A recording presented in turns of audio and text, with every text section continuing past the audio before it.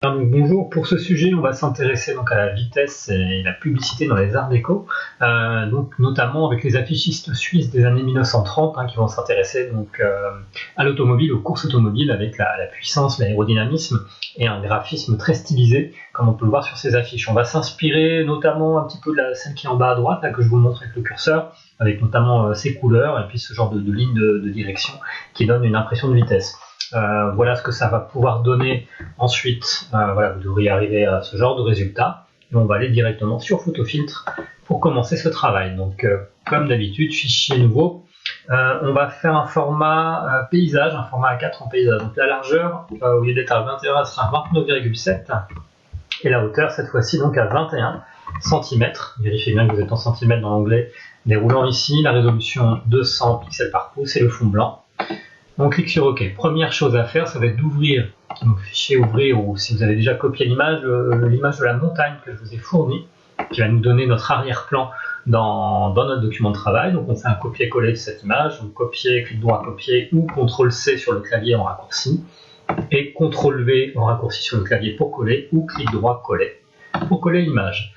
On va faire un clic droit sur le calque, donc redimensionner le calque, et vous allez prendre en haut à gauche et tirer voilà, jusqu'en haut du document. En bas à droite, même chose, on va étirer jusqu'en bas du document. Et ensuite, on va étirer sur les côtés, à droite et à gauche. Et on appuie sur Entrée sur le clavier pour valider notre transformation. Voilà, on a déjà notre fond. Alors, on va lui donner un petit effet graphique. Donc, on va aller dans Réglages. Tout d'abord, Balance des couleurs. Et vous allez mettre le bleu à 100%. Tout simplement, voilà, le petit curseur bleu en bas, vous voyez, notre image est devenue vraiment toute bleue. On clique sur OK, vous laissez sinon le petit rond luminosité cliquer. Voilà, on clique sur OK, on va lui donner encore un petit effet graphique. Cette fois-ci, vous allez dans Filtre, en haut de la barre des tâches, Artistique, Aquarelle. Et voilà, donc je l'avais déjà paramétré, vous mettez, non, d'ailleurs c'est pas celui-ci, voilà, vous mettez au niveau 6, là il était au niveau 2, niveau 6, donc moi je suis en aperçu direct, donc ça met un petit peu de temps, vous voyez, ça a commencé un petit peu à flouter l'image, à donner un petit côté peinture, et on va cliquer sur les deux onglets ton sombre et contour aussi également, voilà, c'est en train de traiter l'image. Alors ça peut être un peu long parfois en fonction de votre machine. Voilà, et on clique sur OK. L'image est paramétrée. Alors le calque, on va là il est on va changer son opacité. Là il est à 100%. Si vous regardez voilà sur la droite, ici vous avez calque 1, opacité 100. Alors l'opacité, on va la baisser. Vous allez voir, ça va éclaircir l'image. On va la mettre à 60. Vous cliquez 60, voilà, vous voyez, elle est beaucoup plus claire, elle est un petit peu plus diffuse dans le fond. Voilà pour la première opération. Maintenant, on va pouvoir s'attaquer à la deuxième image que je vous ai fournie. Donc, fichier ouvrir, vous allez prendre la voiture qui doit être ici, voilà pour moi. Vous allez la chercher dans le document dans lequel vous l'avez enregistré. Ouvrir, même chose, copier-coller. Donc, moi je vais faire raccourci clavier, CTRL-C, je ferme. CTRL-V, voilà, copier-coller en clic droit. On va enlever le contour blanc, donc pour ceci, la baguette magique, et vous lui mettez une tolérance de 50. Si elle était à 100, vous la mettez à 50, pour pas que ça prenne autre chose que le blanc du contour. On clique sur le blanc du contour, vous appuyez sur Suppr en haut à droite de votre clavier, pour supprimer donc ce contour blanc autour de la voiture. CTRL-D pour désélectionner. Même chose, on va lui donner un petit effet à cette voiture. Alors pour ceci, on va aller dans Filtre également, on va lui donner aussi un petit effet aquarelle, artistique, aquarelle. Alors cette fois-ci, on va pas lui donner exactement la même intensité, on va décocher ton sombre et contour. Cette fois-ci, on va les enlever. Voilà, on décoche les cases et vous allez mettre le niveau à 2. Comme ceci, voilà. Ça va donner un petit effet graphique. Ensuite, on va retourner dans l'onglet Filtre en haut de la barre des tâches, et cette fois-ci, vous allez aller dans Effet d'optique, et vous allez choisir, sélectionner Flou de mouvement.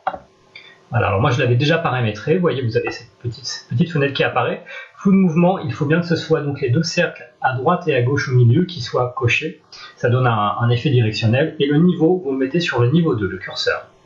Vous cliquez sur OK une fois que c'est paramétré. Voilà, ça va donner un petit effet flouté à notre image.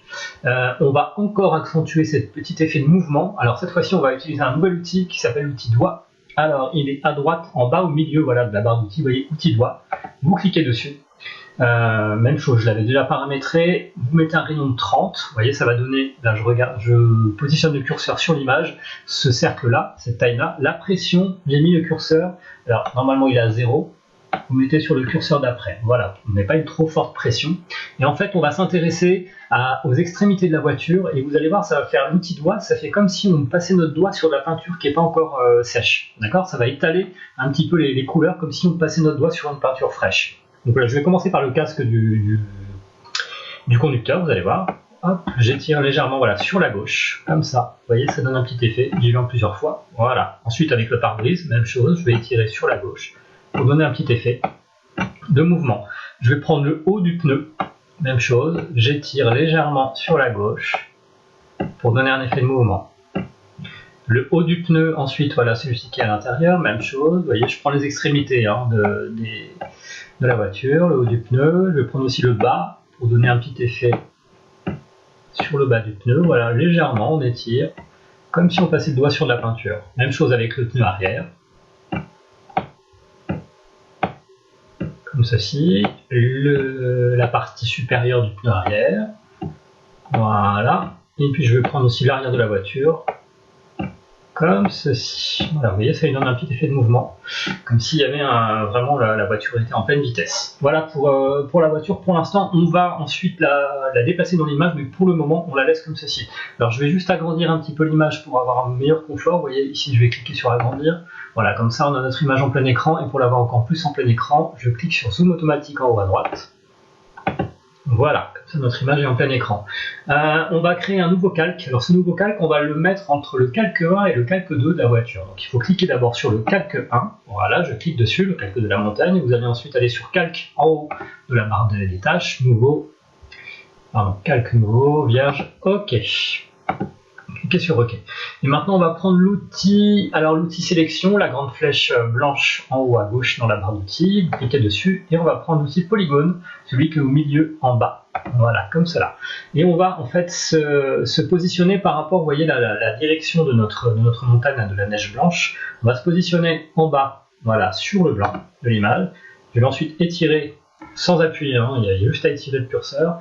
Hop, en haut sur le blanc. Ensuite, je prends les extrémités de l'image, donc le bord bas droite, je retourne tout en bas à gauche et je relie le premier point que j'ai fait. Voilà, ça m'a donné, vous voyez, ce polygone hein, qui prend vraiment la direction de la montagne. Et on va la remplir en jaune, cette sélection. Donc il faut prendre l'outil remplissage à droite, il faut prendre dans la palette la couleur jaune et simplement cliquer voilà, dans notre sélection, CTRL D pour désélectionner. Maintenant, on va pouvoir positionner notre voiture un petit peu mieux. Là, vous voyez qu'elle est dans les airs, là, dans la montagne. On va la baisser déjà. Donc, non, d'abord, on va lui donner une petite direction. Donc, pour cela, il faut tout simplement aller sur Réglage, sur Calque, Transformation paramétrée. Et on va déplacer tout en bas le curseur où c'est marqué axe vertical à 0%. Vous allez le mettre à 17%. Ça va lui donner l'inclinaison, à peu près la même inclinaison que le polygone jaune que l'on vient de créer. Alors, une petite erreur de ma part, voilà, je vais faire annuler. Vous voyez, j'étais pas sur le bon calque. Alors, c'est ce qui peut arriver, il faut bien aller sur le calque de la voiture. Donc, faire la même chose, mais sur le calque de la voiture. Alors, c'est bien, je laisse hein, sur la vidéo pour vous montrer que je fais aussi des erreurs et que c'est pas très compliqué, il suffit juste d'annuler ce qu'on vient de faire auparavant. Alors, transformation paramétrée, voilà, axe vertical à 17%. Et là, ça va se... Voilà, c'est la voiture cette fois-ci qui est bien en inclinaison. Vous cliquez sur OK. Donc le traitement est en cours, hein. En général, voilà, c'est en bas. Et on va faire un clic droit sur le calque, cette fois-ci pour le positionner, redimensionner le calque. Et cette fois-ci, je peux abaisser la voiture. Voilà, je la baisse comme ça, vraiment dans la direction de la montagne. Je laisse dépasser un peu, vous voyez, le pneu ici, pour qu'on ait vraiment l'impression qu'il soit un peu comme sur une route. Vous validez en appuyant sur Entrée. Voilà, pour notre document, on a quasiment fait déjà une bonne partie du travail. Ce qui va nous rester à faire, ça va être le texte, bien évidemment. Ah oui, alors juste avant le texte, il nous reste aussi des lignes de direction blanches, là, quand je vous ai montré sur l'image, l'affiche d'origine, que l'on va pouvoir faire avec le même outil polygone que ce qu'on a utilisé pour